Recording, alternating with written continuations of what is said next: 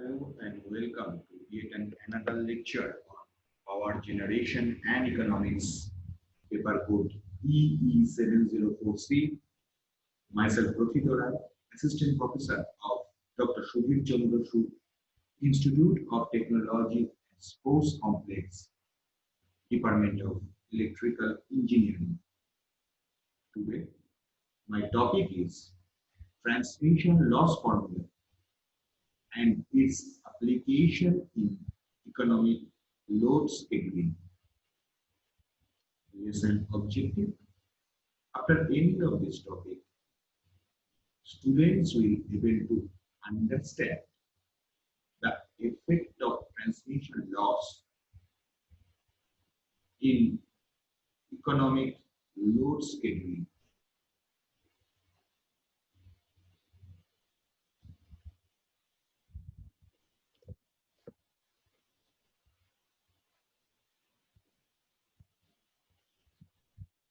Transmission loss formula and its application in economic load scheduling.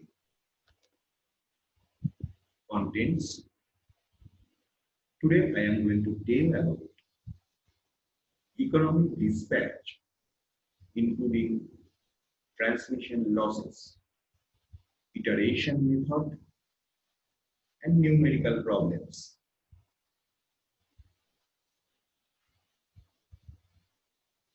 So in our previous lecture, we have discussed the economic dispatch, where we neglecting the concept of transmission losses. But in this lecture, I am now going to tell about the economic dispatch, including transmission losses. So when power is transmitted over long distances transmission lines, the transmission losses are a major factor that affect the optimum dispatch of generation. Because in case of the long distance transmission, power transmission, we can't able to neglect the transmission losses. So in order to obtain the optimum dispatch of the generation, or in order to meet the load demand of the consumers, the transmission losses have to be considered. Means the generation that we get, it will nullify or it will meet the load demand along with the transmission losses. So one common practice for including the effect of transmission losses is to express the total transmission loss as a quadratic function of generator power outputs that I have already told. In a simple way, it can be tell that the total generator power output is equal to total load demand plus transmission losses. So that is why it is given here that one common practice for including the effect of transmission losses is to express the total transmission loss as a quadratic function of generator power outputs. Then the simplest quadratic form, that is PL, is equal to summation over I equal to 1 to Ag, that is total number of generating unit, again summation over J equal to 1 to Ag, Pi, Bij, Ej, where the Bij is known as loss coefficients or P coefficients. That is the loss transmission, that is the quadratic function of transmission loss that we have included here.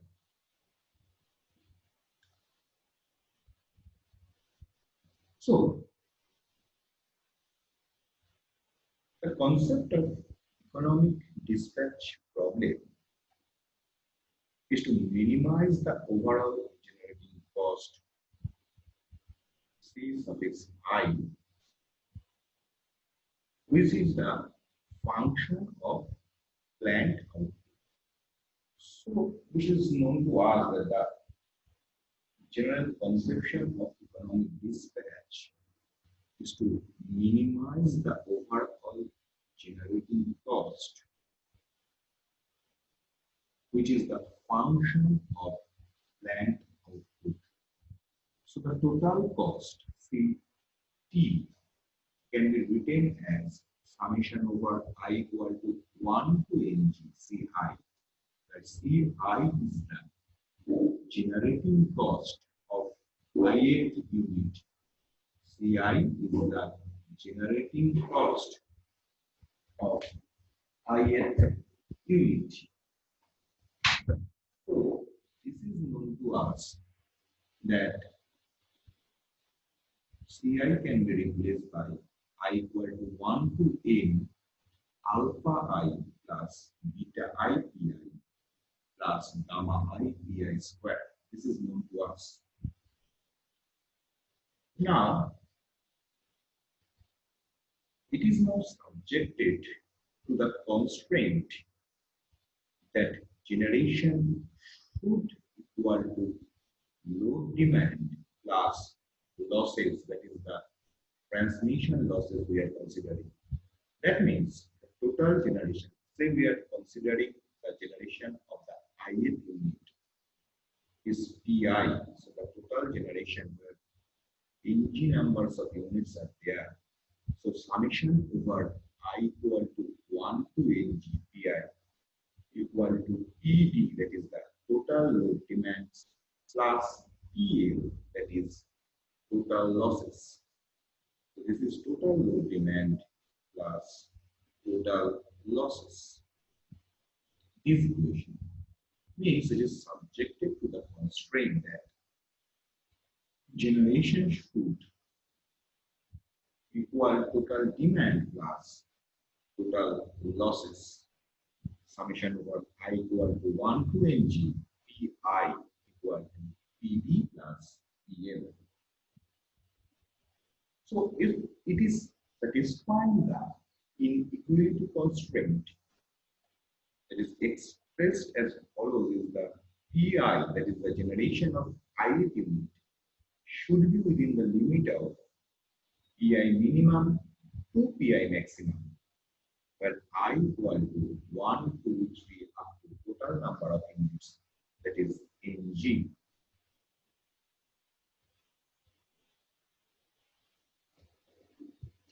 Now, with the help of Lagrangian multiplier,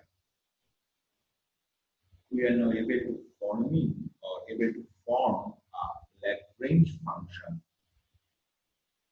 That is this one. The Lagrange function is equal to total cost C suffix t plus lambda into within the bracket Pd, that is the load demand, plus PL, that is the total loss, minus summation over I equal to 1 to Ng Pi, that is the total generation. So this is the entire Lagrange function that we have seen. So minimum of this function is found at the points where the partials of the function to its variables are 0. So means the partial of the Lagrangian function, that is this one, with respect to the Pi, that is the generation of ith unit, is equal to 0. To find the minimum of this function, so if I take the first order derivative of this equation with respect to Pi, it will become like that. So we all know that total cost Ct equal to cost of the unit 1 plus cost of the unit 2 up to cost of the unit in G, that is C1 plus C2 up to C in G. So then we can write that the dd, that is the partial derivatives of total cost with respect to the ith power generation unit, that is for the power generation by the ith unit, that is ddpi of ct is equal to ddc, or we can write the first order derivative that with respect to pi of ci, that is ddpi of ci. So partial derivative, that is del pi of ct, the total cost with respect to the generation of ith unit is equal to first order derivative of cost of ith unit with respect to the generation of ith unit, that is equal to ddpi of ci. So the condition for optimum dispatch is given by that equation.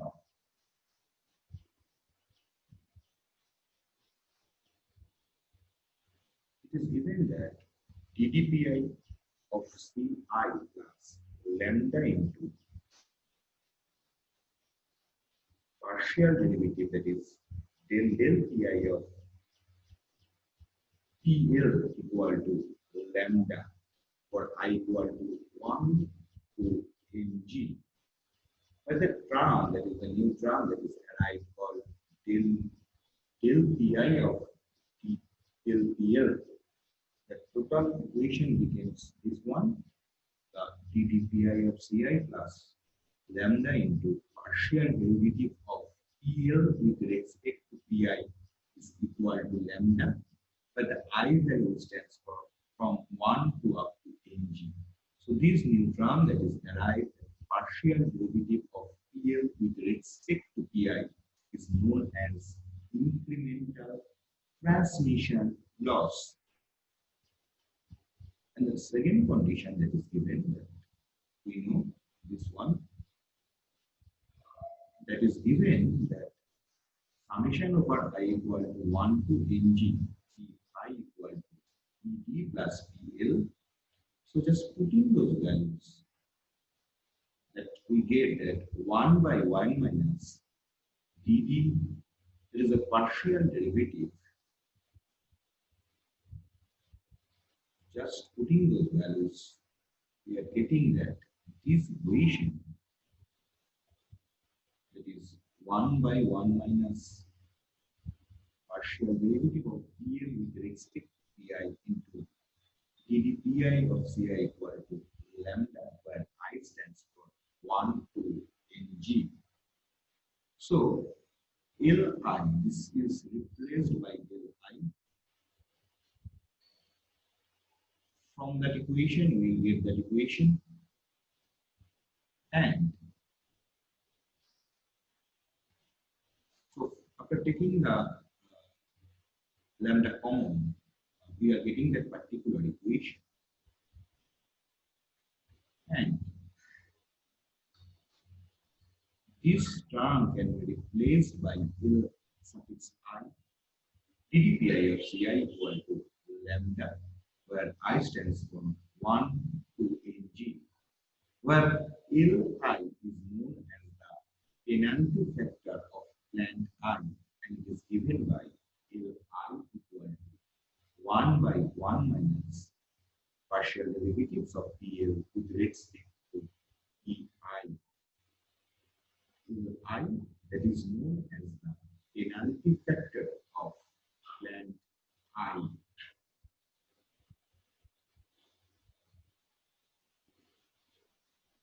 Now, today we will discuss also about the iteration method.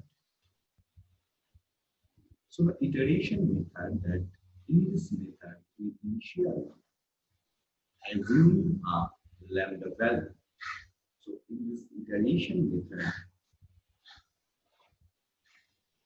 we initially assume a lambda value to find out the generation from each plant using the equation that is power for the I plant at kth iteration, which is given by pi to the power k equal to lambda to the power q minus beta I divided by 2 into summation of gamma I plus lambda to the power k into beta coefficient, b coefficient, that is bi. So then we have to calculate the power mismatch in our next step. First, we have to calculate the power generating by the each plant for the kth iteration. Then we have to calculate the power mismatch, that is del pk. It is equal to pd plus pl to the power k minus summation over 1 to ng pi to the power k, where pl is equal to summation over 1 to ng pi square, where pl equals to summation over I equal to 1 to ng pi square. Then we have to calculate the value of change in lambda, that is del lambda for the k iteration, that is del lambda to the power k equal to del p to the power k, this value divided by summation dd lambda of pi to the power k, where dd lambda of pi to the power k, that is transport, that is summation over 1 to ng, is equal to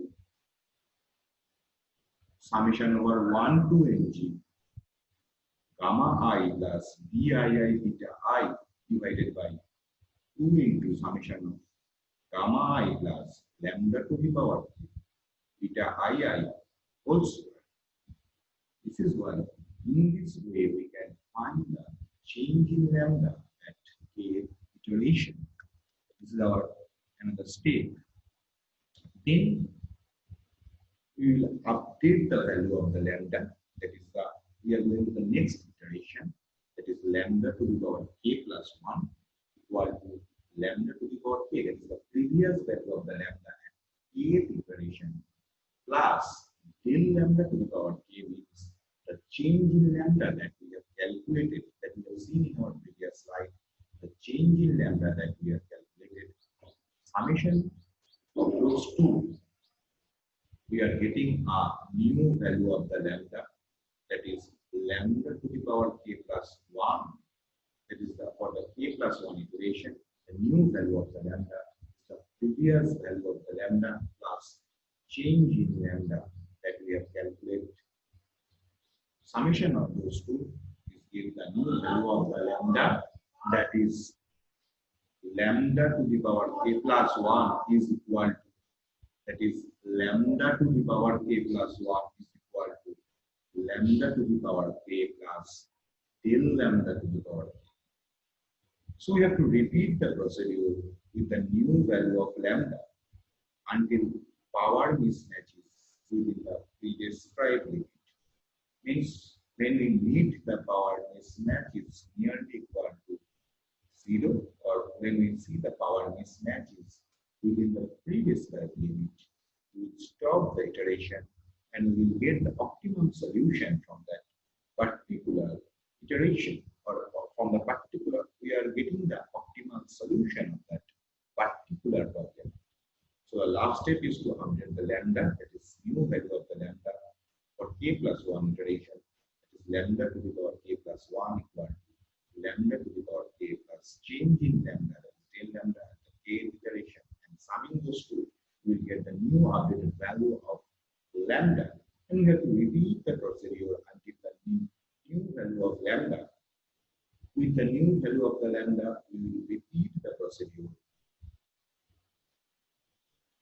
until the power mismatch is within the limit.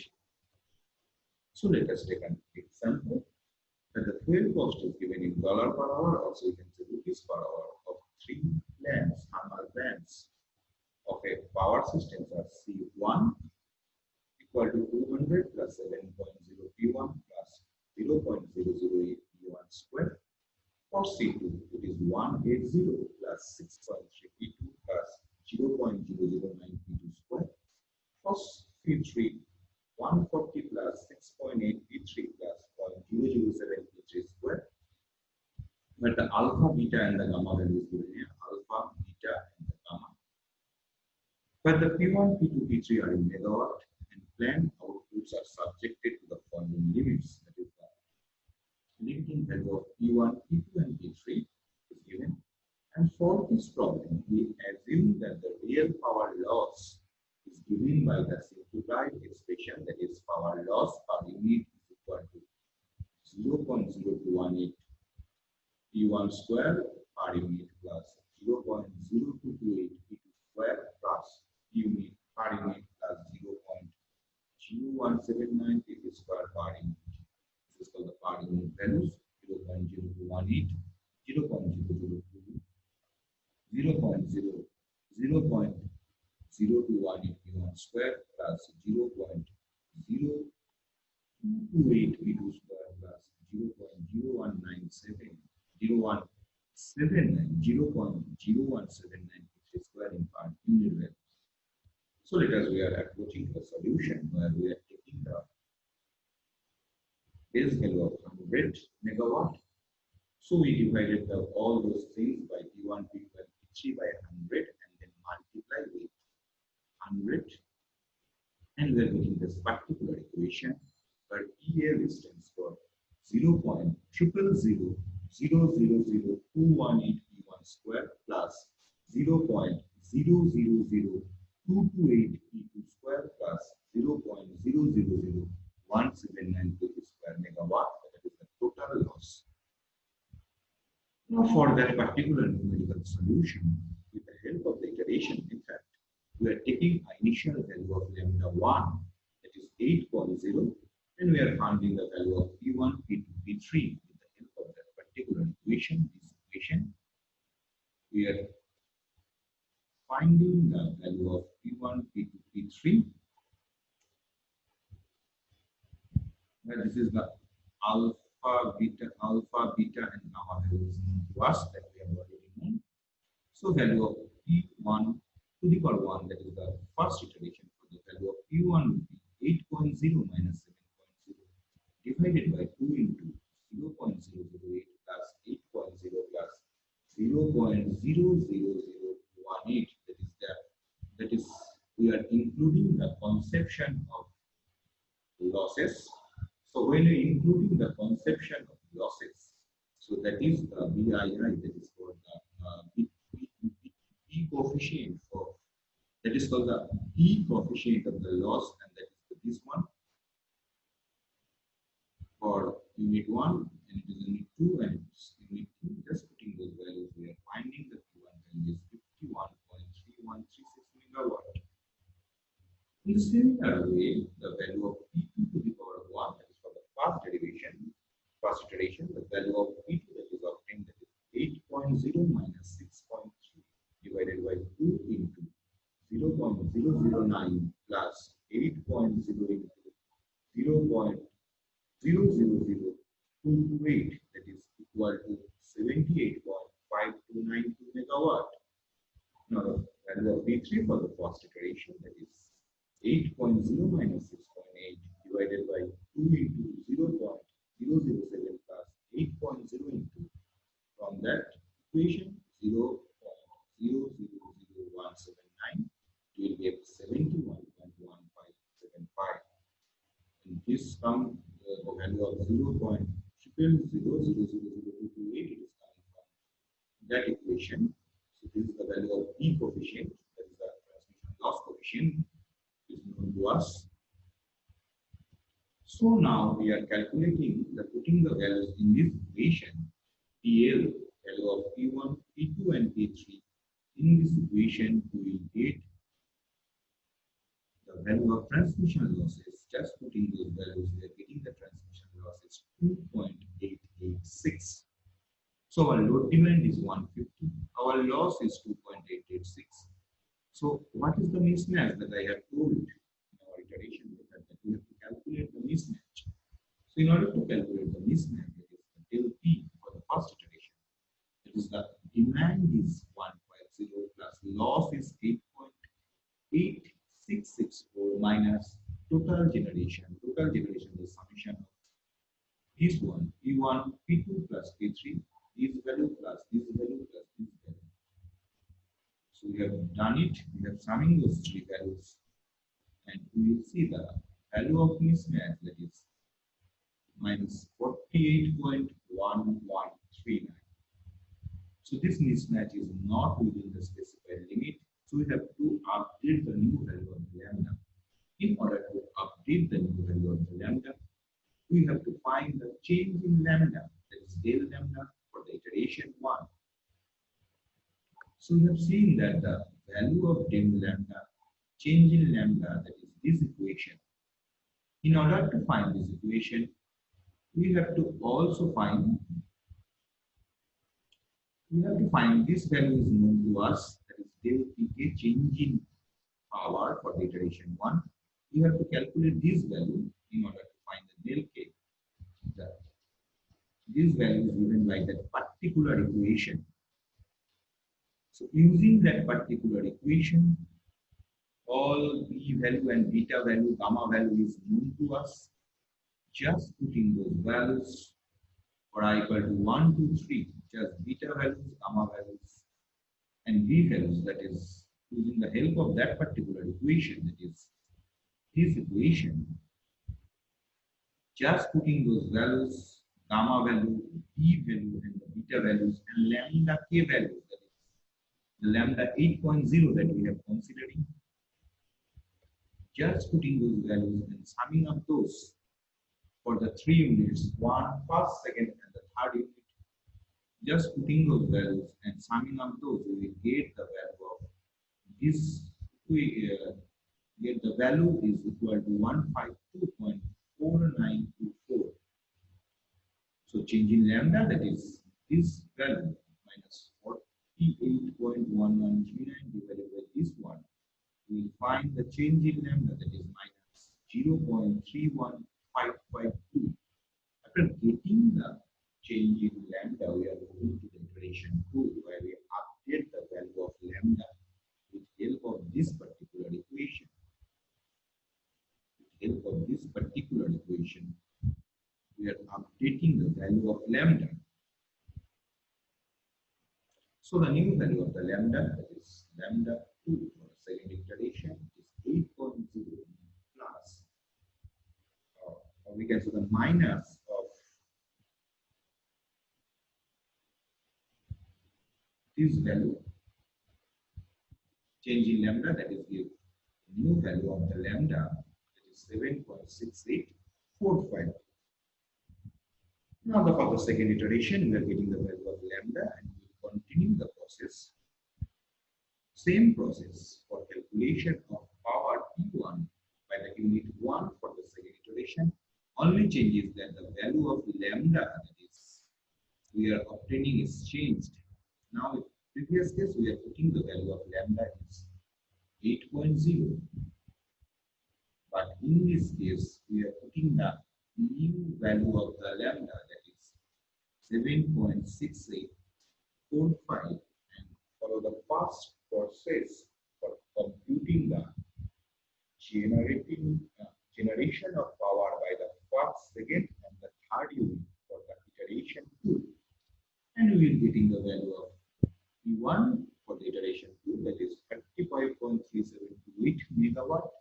For P2 for the iteration 2, that is 64.3821 megawatt, and P3 for the iteration 2, that is 52.8015 megawatt. So now our next step is to calculate the real power loss. We have to put the value of P1, P2, and P3 in this equation.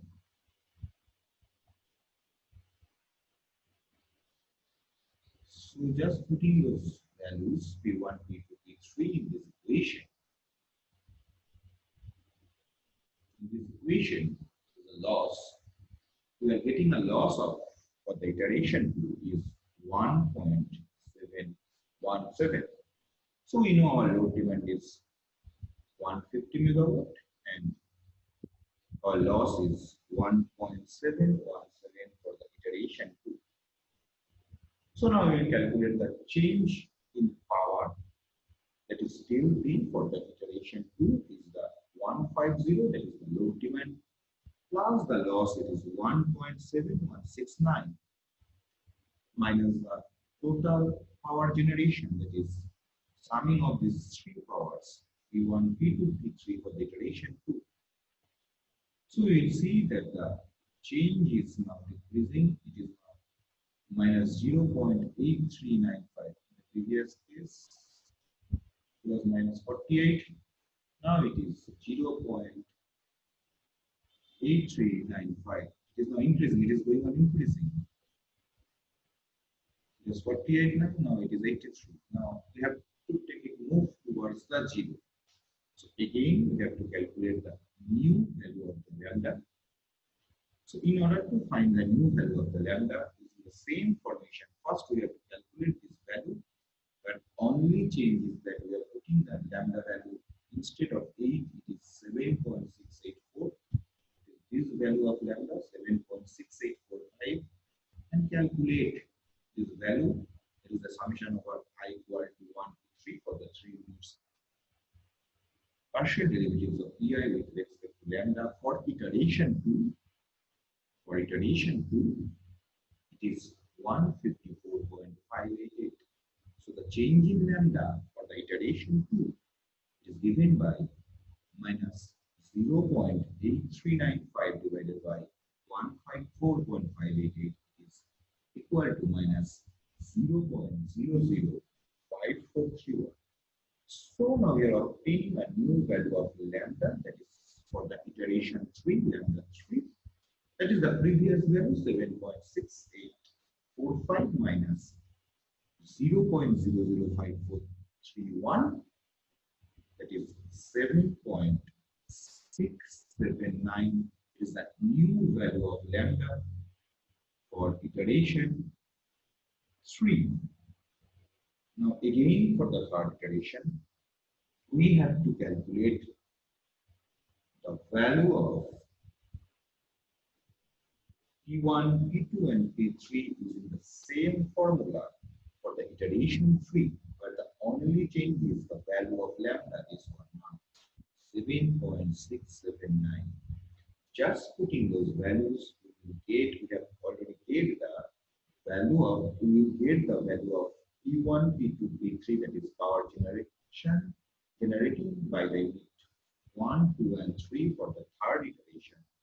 It is for P1 it is 35.0965 megawatt. For P2 it is 64.1369 megawatt. For P3 it is 52.4834 megawatt. That is the power output of generator 1, 2 and 3 for the third iteration. Now the real power loss can be calculated, that is TL for the third iteration. Just putting these values in the equation of PL. This value, this value, this value, that is the value of P1, P2 and P3. Just putting those values in the equation of PL, we will calculate that the loss, real power loss for the third iteration is 1.699. Now the load demand is 150. For the third iteration, the real power loss is 1.699. From that, we will calculate the error for the third iteration, that is del P3. It is given del P, that is the error, and for the third iteration, the demand 1500 plus the total loss is, that is 1.6995 for the third iteration minus the total generation, that is P1 plus P2 plus P3. These three values for the third iteration, it will give a value that is equal to minus 0.01742. Is near to the 0. It is nearest to the 0. So again, we are going for the fourth iteration. For the fourth iteration, then we have to change the, we have to calculate the change in lambda for the third iteration. So in order to calculate it, we are just founding the values. Only change is the new value of lambda, that is we have calculated 7.697. We have to put those values there and we have to calculate the value of this one. The value is given 154.624. So the change in lambda for the iteration 3, that is equal to minus 0.01742 divided by 154.624, that is minus of 0.000127. So the new value of lambda, that is for the fourth iteration, that is called lambda 4. Is lambda 4, it is equal to 7.679 minus 0.000127 is equal to 7.6789. So it is clear that the value of the changing value of lambda for the third iteration, that is lambda 3, is small. The equality constant is to meet in 4 iteration, and the optimal dispatch for lambda equal to 7.6789 r, that is the values of P1, P2, P3 that we have calculated for the fourth iteration is 35.0907, 64.1317 and 52.4767 for P1, P2, P3 for the iteration 4. So just putting those values, we will calculate the losses, that is for the iteration 4. So it is clear that the total fuel cost that we have calculated for the iteration 4 is the last process where the mismatch is so small. So means this is a feasible solution of that particular problem where the values, feasible values of output of P1, P2, P3 are given, and we are putting those values in this cost equation in order to calculate, that is C1, C2, C3. We have to calculate C1, C2 and C3, just putting the values of P1, P2, P3 and then summing the C1, C2, C3 to find the total cost. But the feasible condition that we have obtained, that we have seen,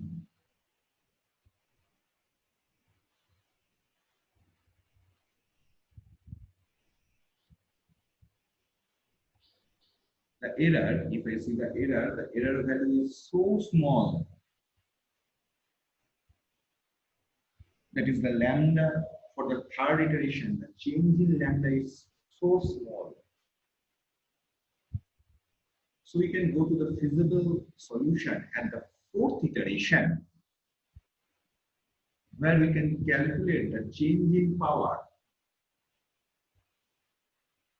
that is del P for the fourth iteration, will be so small. So it is a feasible condition, and the output power will be, for the generator 1 is P1 55.0907, for P2 64.1317, for P3 52.4767. It is a feasible condition. Just putting those values, we will find the total cost equation. Putting those three values in P1, P2 and P3 values in the equation C1, C2 and C3 that is given in the problem, and then summing them up, that is C1 plus C2 plus C3, we will get the total cost equal to $1592.65 per hour, also the rupees per hour, by the values of P1, P2, P3 are given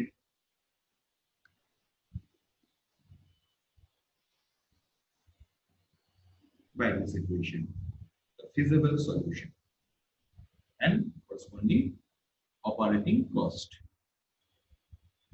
that we have already found. The feasible solution of that particular problem, where we can obtain the value of P1, P2, P3 and the corresponding total cost.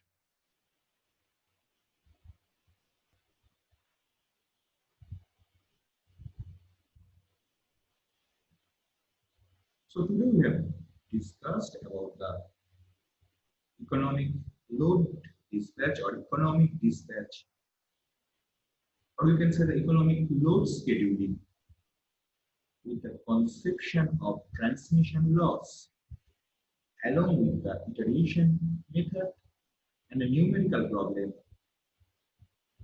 related to economic dispatch or economic scheduling. Thank you.